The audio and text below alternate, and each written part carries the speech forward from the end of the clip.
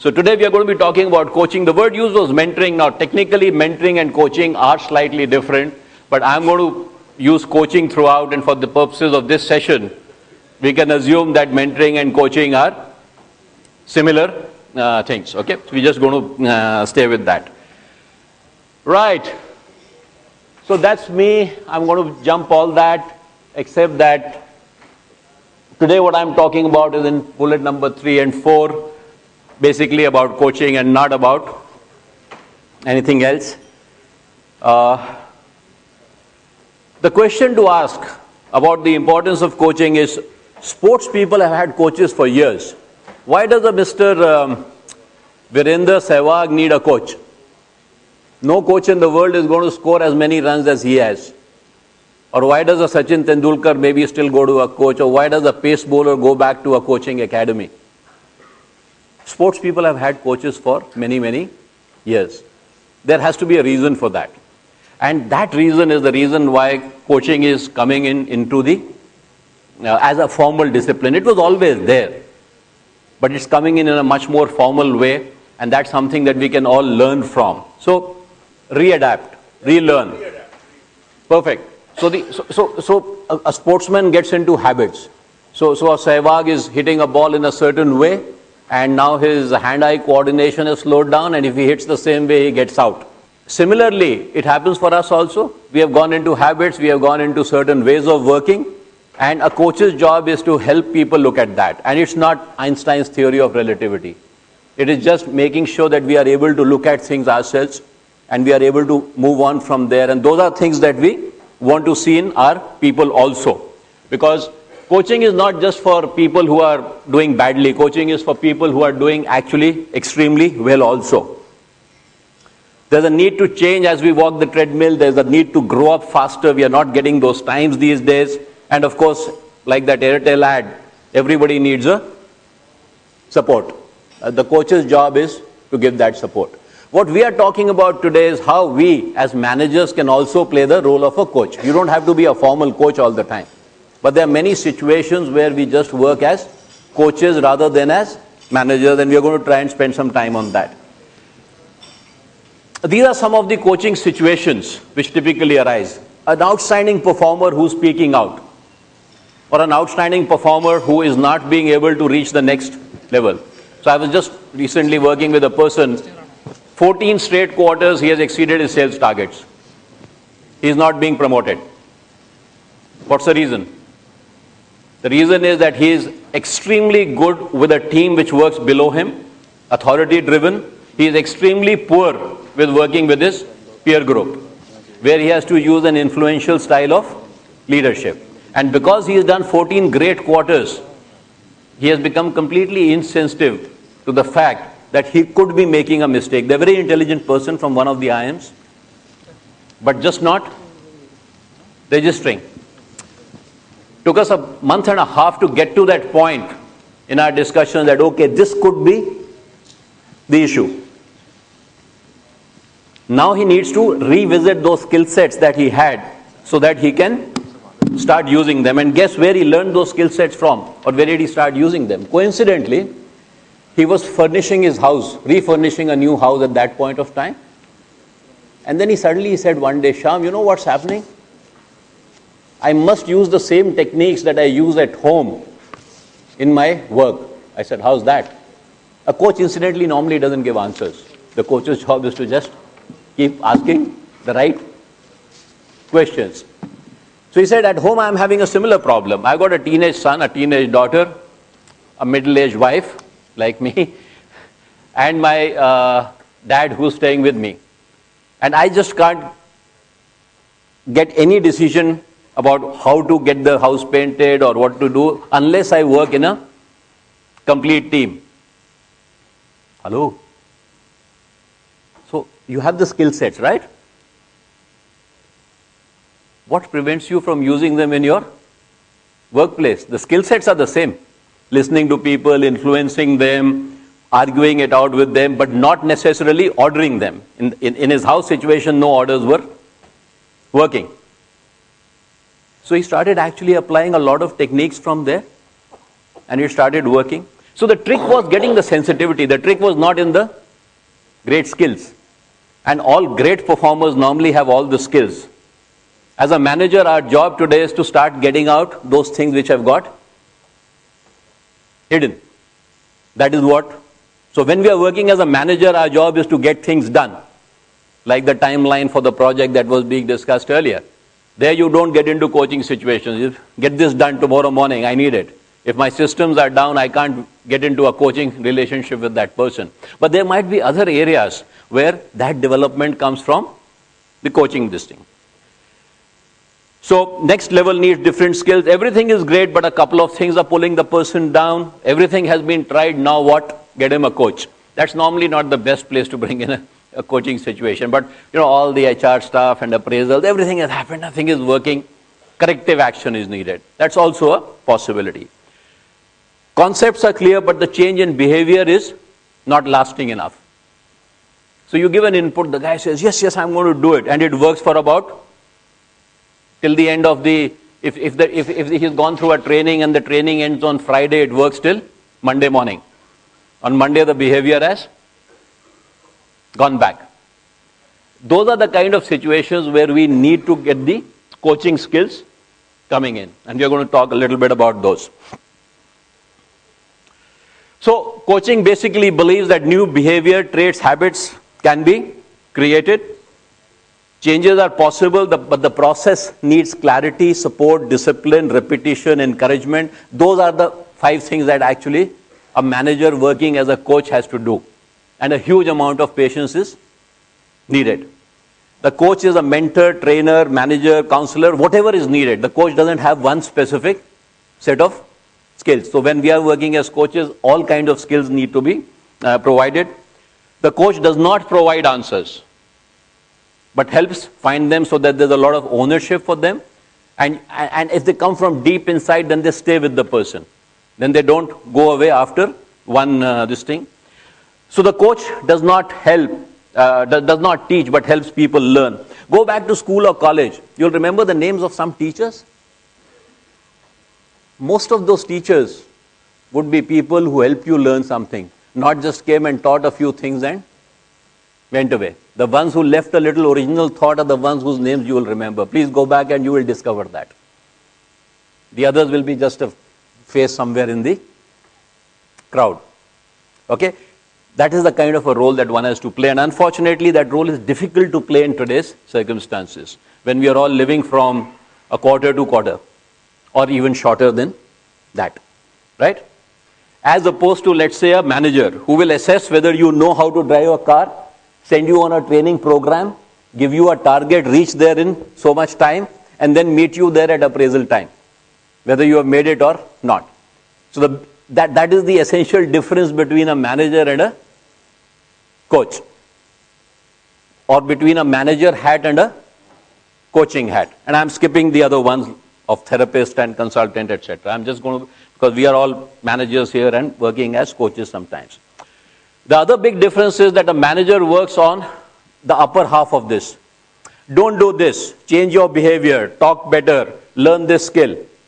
The coach or the coaching approach does not work on behavior. It works on the thinking and the attitude. So a guy says, hey, listen, that earlier guy, the peer group guy.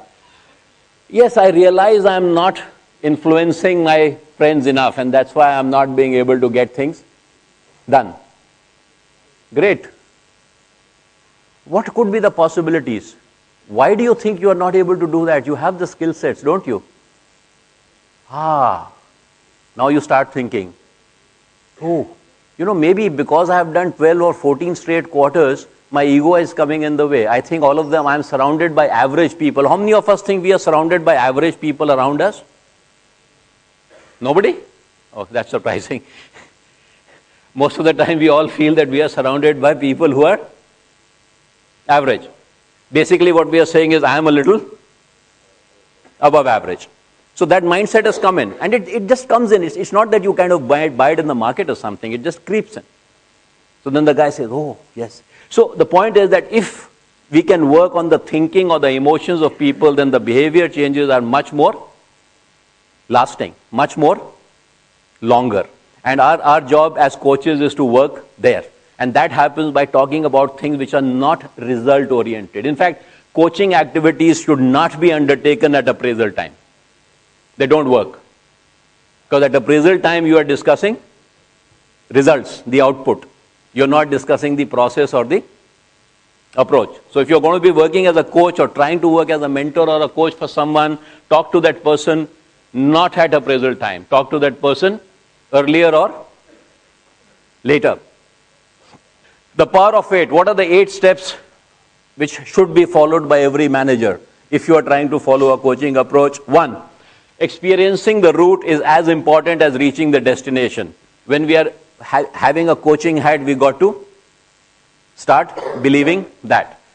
Work with a generic route map to achieve goals. Actual route is adapted for each person along the way. And self-observation, a lot of that was being talked about in the previous session. It doesn't only work on life, it also works on work situations. So self-observation, what am I doing, how am I different? The consciousness that was being talked about can be equally well applied here.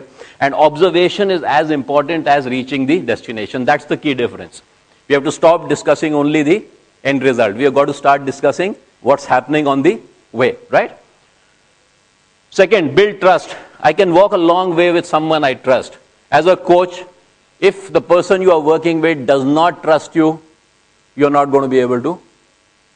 So if there's a trust deficit, get somebody else to coach that person. Don't even try it yourself. And many times a manager-subordinate relationship actually gets stuck at a trust issue.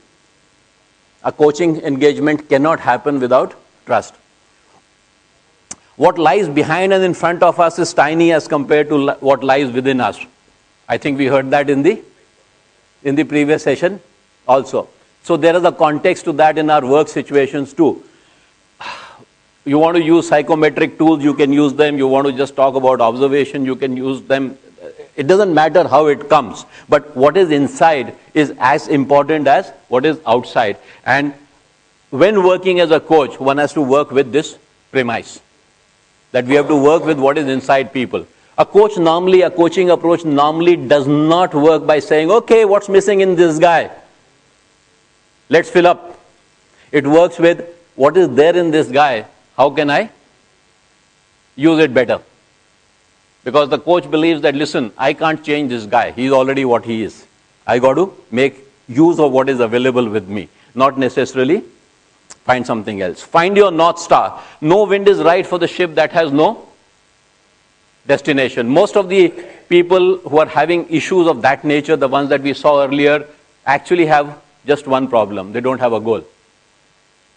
Or a clear-cut goal, or a challenging goal, or an exciting goal. If as a coach you can help a nice new goal to emerge, they will find the energy themselves. How many times in your own life, when you had a goal, you found all the answers? Suppose you break a leg today. You will learn how to walk with a stick in how many hours? And if you don't break a leg, how long will it take? You'll never learn. So when the goal emerges, I got to get there. The learning comes automatically. So the greatest gift that we as managers can give to our people is give them a goal. If they are losing one. And a target to be achieved in a work situation is not always a goal. A goal might be something completely different. To make a route, you must know the starting point. Many a times we also get lost. We don't know where we are today. Am I doing well? Am I doing badly? Where am I? If I don't have, seen those maps? Every colony used to have one earlier at least. Now we got GPSs. Even GPS needs the starting point. If the starting point is not defined, there's no place you can get to. So this confirms to what is your present reality. Defining that. Which route to take? Old roads lead to the same places. There's no way an old road can lead you to a new place. So a large part of the coaching engagement with a person, and normally coaching engagements last over 6 months. So if you're trying to change somebody's basic thinking, or if you choose one person whom you want to coach or mentor, please give yourself at least 6 months. And don't say I will meet you once every Sunday or some such thing. Let's talk on the phone, I am busy. If that's the level of commitment, it doesn't work. Forget about it. You got to give it a certain amount of effort. And in that effort, this is the thing that happens. The roots start emerging. Obviously, without milestones, it's easy. Ever traveled on a road where there were no milestones? The distance starts looking longer, right? You want to see every kilometer or 2 kilometers that you have crossed that distance. So it's good to put small measures that as we go along. 8, take stock. How was the journey? Relive the journey, enjoy, celebrate, arrive at the completions, and then move the goalpost. The problem with a lot of corporate work these days is that the goalpost keeps moving. No harm in moving the goalpost. The goalpost has to move. But it is good if I first arrive at the goal and then I move it. We tend to move it even before we have arrived there. We are halfway to the goalpost and then we say, okay, great. Which is the next goal? What does it do? It doesn't leave a sense of satisfaction and fulfillment. Okay? So those are very, very broadly the 8 steps to coaching. Coaching skills. Some of the skills that are important for coaching, and you all have them, it's just a question of putting them in the right perspective. These are not some new skills that you have to acquire. It's the same skills used in a different context. Communication, maintaining a second track. A second track is a place where you keep looking at yourself. It was referred to in the earlier session. How do you discover what is inside you? You got to have that little, in the movies they used to have this guy sitting on the shoulder. They still have in the Hindi movies or English movies. Ram, do this. Ram, don't do this. That is your inner voice. The symbolism of that is the inner voice. Now you got to have that inner voice always sitting with you. Listening and observation, obviously. Building awareness, introspection, linking, thinking questions. Not why this did not happen, but how can this be made to happen. The critical difference is the use. In a coaching environment, normally the why question is avoided. The why question is a question which points out and says, hey, you guys have done something wrong. The how question is a far better, a much more powerful question to ask. Being non-judgmental, it's okay. Again, it's very difficult to be a manager and a coach at the same time. Because a manager is always judging, pointing things. This is not right, this is not right. And that's a difficult situation to live with. And of course, the technique of wearing different hats. When there's a coach hat, it's a different way of thinking. When there's a manager hat, there's a different way of thinking. Time will not permit me to go into the details of each of these, but each of these skills, all of us sitting here have, it's a question of finding them, developing them, persevering with them, practicing them.